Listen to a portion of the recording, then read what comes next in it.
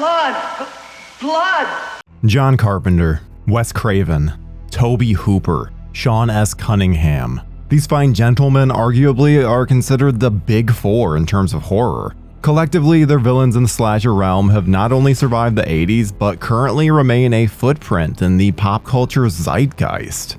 You can ask any person of any age who Freddy Krueger is, and they'll know, even if they haven't seen the movie. But even before the Big Four, the world had another master of suspense, the grandfather of horror, if you will, Alfred Hitchcock.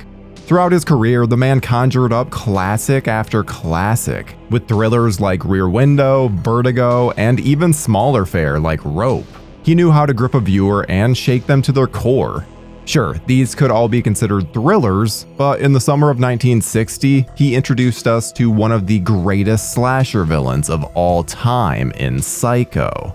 If you're watching this video, it's pretty safe to assume that you already know the twist of this tale of a boy and his mother. If not, the flick is over 60 years old, so let's just say that the spoiler embargo is lifted. The reveal of Norman Bates being a crazed madman is one for the ages, and no matter how many times I see it, it's just as gripping. His character was primed for another immediate sequel, but it just goes to show that you don't need to sequelize everything if the film is perfect as is. However, in 1983, Hitchcock's student Richard Franklin delivered a sequel 23 years in the making.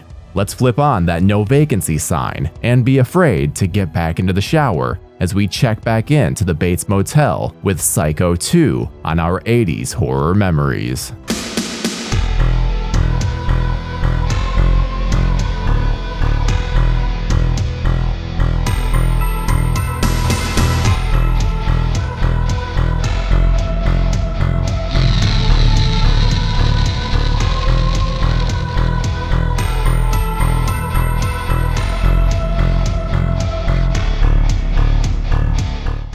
It was 1983. Star Wars Return of the Jedi was the movie that all the kids wanted to see. You could not escape those adorable little Ewoks. The Police had a massive hit with a song about a creepy stalker that reminded their musical subject that he'd be watching every breath you take. It was a great year for hits. As the slashtastic days of the early 1980s were winding down, we got a few tasty morsels for frights. And while we didn't have a new Jason Voorhees or Michael Myers causing havoc, the return of Norman Bates brought a whole heap of goodness to my horror-loving soul. You see, when I saw Psycho 2, I was already well aware of that deadly shower that Janet Leigh took at the creepy Bates Motel. Alfred Hitchcock's masterpiece Psycho still holds up. Whether it's the previously mentioned shower scene that made a whole generation of movie fans stink because they were afraid to take a shower, or the brilliant camera work surrounding this excellent feature. It just all works. While some may find that last lingering image of Anthony Perkins to be a bit over the top, it's become the stuff of legend. So here I am, a fan of this flick, and as well, a fan of both Psycho 2 and the Perkins-directed Psycho 3. And man, do I have a story for you. Back at my first real job in Los Angeles, I worked at a music and video store that was located right in the heart of Studio City. One day I was working at the counter and I heard a friendly voice ask if he could look at a few video games that we had on display. And that voice was incredibly familiar. Anthony Perkins was a regular customer and I had several moments to chat with him. The man was gentle and nothing like the profoundly creepy or disturbing character that he portrayed. It's something that I will always think of whenever I watch these movies. But let's get back to 1983. Having had an affinity for Mr. Norman Bates' early adventures, I was especially motivated to see a brand new Psycho. Thankfully, my parents gave me a whole lot of freedom as a young child when it came to what I'd like to watch in theaters or on cable, and yes, I was a sucker for horror flicks. Some I had to sneak and discover, but others like Psycho 2 were easily convinced that I needed to see. Especially since there was a love for the first film in my household. Talk about a great introduction to the slasher film. As a massive fan of slasher flicks, I was already excited about the prospect of seeing Norman Bates get all loony again. However, Psycho 2 did something that perhaps I didn't appreciate as much as a kid, wanting a ton of gory kills. I mean, don't get me wrong, there are a couple of solid stabbings in this flick. I mean, that knife in the throat sequence is freaking fantastic. Why Norman Bates and this story offered wasn't simply an unkillable murderer like Leatherface, Michael Myers, or Jason Voorhees. In fact, in this 23 years later sequel, the mystery remains. Who actually is the killer? Who is seemingly attempting to send Norman back to the funny farm? Norman didn't go to prison or anything like that. See, he pleaded insanity and went away for a few years. When he returns, he is treated kindly by a few choice people. However, Lila Crane isn't terribly thrilled about his release. In fact, the woman who discovered Bates' mother years ago isn't going to take the murderer's newfound freedom without a fight. The Hitchcock enthusiast Australian filmmaker Richard Franklin had every intention of remaining as true as he could to the masterful original. I think the thing that distinguishes the directors in the 80s is that they took chances. They took big risks. So not every director is going to hit it out of the park every time, but when they do, it is a singular moment. It began with the simple structure of a cured madman returning to where he committed his heinous crimes. Considering we'd been seeing a ton of mass killers stalking nubile victims, and they just can't seem to not trip every time that they run, this unique approach was quite refreshing. After all, how would you react if your neighbor who butchered a few people returned home after a lengthy stay in a facility? It might be a tad unsettling.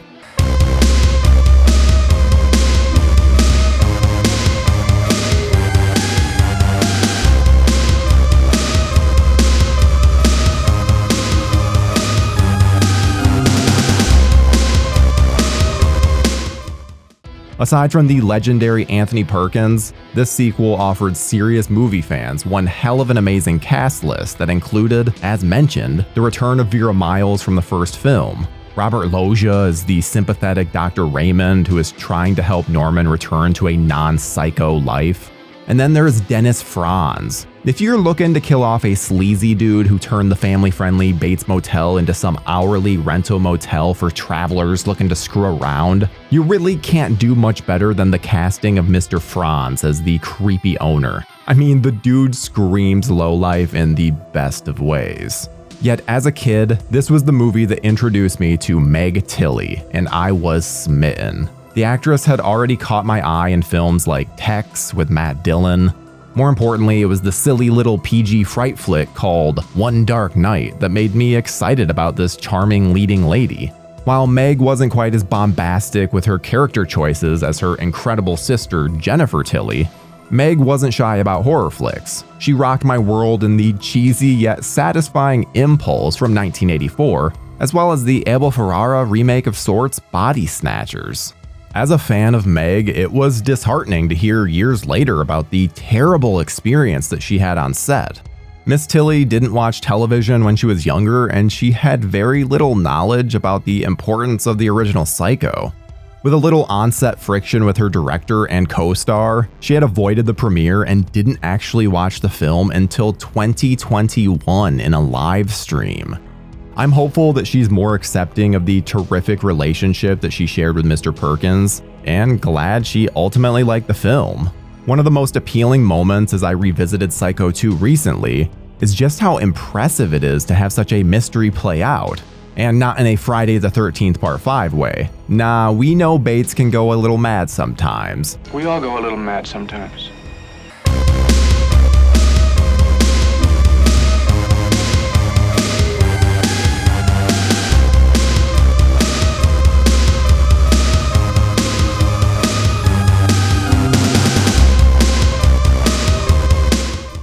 And yes, he is allowed to go a little mad here. Still, the sympathetic relationship between him and his leading lady is surprisingly gentle, and makes it easy to understand her transformation as she gets to know the guy. You also have to appreciate the dedication to preserving what Hitchcock attempted. All the bases are covered here, and if you're a fan of the original, that helps connect to the continuation. Considering that, at the time, we weren't seeing a shit ton of sequels to every single horror flick that came out, it was cool to see something that attempted to bring some class to the mayhem. And for the most part, Psycho 2 is an ambitiously smart sequel to a classic film. One that, frankly, felt a lot more respectful to Hitchcock's OG than the shot-by-shot ridiculousness of the Gus Van Sant experiment in 1998. It's strange to look back at this, as well as Psycho 3, which perhaps is a tad seedier than this one, as it's easy to see why this blossoming franchise succeeded before it was just a handful of horror villains repeatedly giving everyone a fright. Norman Bates was legendary in a unique way. You all may be aware that in addition to Leatherface, Hannibal Lecter had been inspired by the notoriously twisted mind of Ed Gein. The same is true with Norman Bates, especially the mother angle. After all, this flick inspired many a scary tale that delves into the darkness with its mommy issue leading lads. Maniac and Don't Go in the House come to mind. For all of you who perhaps are fans, and for those of you who really relish this flick as I do myself, the legend of Norman and his psycho issues have transcended to all forms of entertainment. Every damn year, I look forward to the spooktacular Halloween horror nights in Hollywood, California, and when I pass the Bates Motel, it's a joy to celebrate the Bates legacy. I get especially excited at the photo op on the steps of the house, and Norman occasionally chasing the studio tram with his trusty butcher knife. Since Psycho 2, we've had made-for-cable sequels, and a pretty terrific series starring the incredible Vera Farmiga. And like most horror icons, I doubt we are done with Norman. There are many ways that this iconic character can return, yet personally, it always comes down to the brilliance of what Anthony Perkins brought to the role. It's very tricky for an actor to balance sympathy with psychotic tendencies. Yet, especially in this first sequel, the man expertly creates a sense of frustration and a desire to be better. And as he begins to head down to Crazy Town, you feel for the guy. One particular moment that really emphasizes this is a softer one while Norman is comforted by Mary. It was a scene that Mr. Perkins requested screenwriter Tom Holland add to give Norman something more than just the creep factor, and it works. Considering that Mr. Holland brought us both Fright Night and Child's Play, it is no surprise that he was able to add a few additional layers to an already solid script.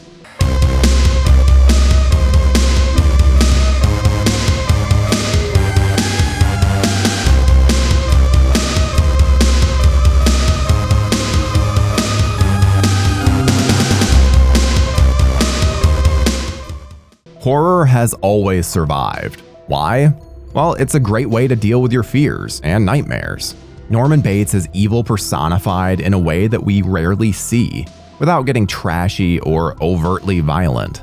Norman had issues, but instead of turning him into a cartoonish villain, the talent behind Psycho 2 managed to create an effective thriller that both celebrates the classic feature and adds some of the modern horror tropes that we all love.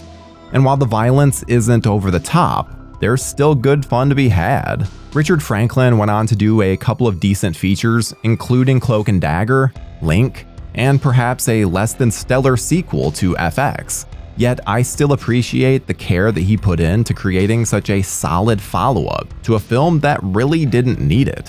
While Psycho 2 isn't exactly on par with some of the more bombastic and wild flicks that came out in the 80s, it was a breath of fresh air for fans who were curious about what had happened to Norman Bates all those years back. Psycho 2 may not reach the heights of the brilliance of Hitchcock's take of motherly love, but it certainly can stand proud as a fine example of a legacy sequel before they were cool. In fact, I wish that other modern horror flicks would take an approach like Psycho 2.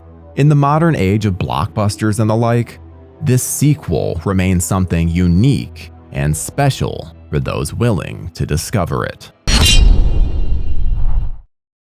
We hope you enjoyed our dive into the year 1983. Next up, witness the birth of the PG-13 rating. Be on the run from a robotic killing machine. Understand why Phoebe Cates hates Christmas. And whatever you do, don't cross the streams and don't fall asleep.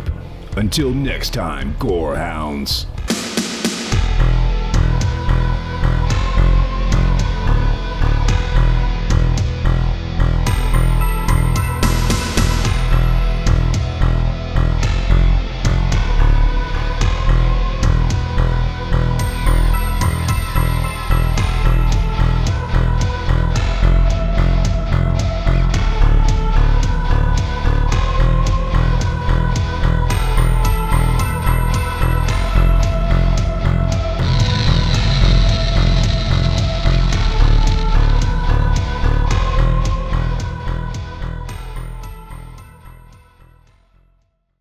Hi friends, your humble narrator Tyler Nichols here, and I hope that you enjoyed that episode of 80s Horror Memories.